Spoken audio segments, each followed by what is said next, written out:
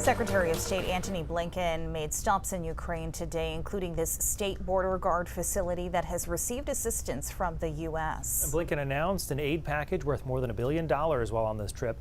He also toured a school where some 300 people, including children, were held for a month by Russian forces shortly after the invasion. And during an interview with NBC, he said Ukraine is making tangible progress in its counteroffensive. Here's Richard Engel with more. I'm now in a Ukrainian village about a 2-hour drive north of Kyiv, and Secretary of State Blinken was just here. He left a short while ago with his entourage as they're continuing this 2-day surprise trip to Ukraine.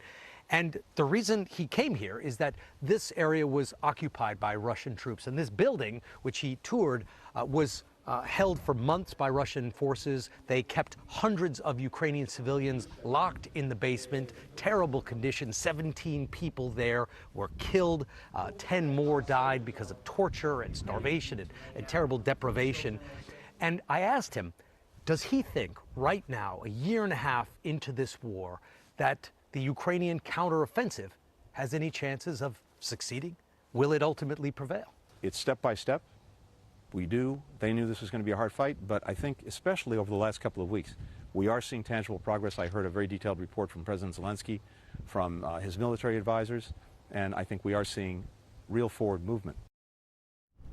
NBC's Richard Engel reporting. Ukraine has retaken more than a dozen villages and small settlements in its offensive, but its push into Russian-held territory has been slowed by minefields and trenches. The new U.S. aid would include missile launch systems, anti-tank weapons, tanks, and other weapons systems.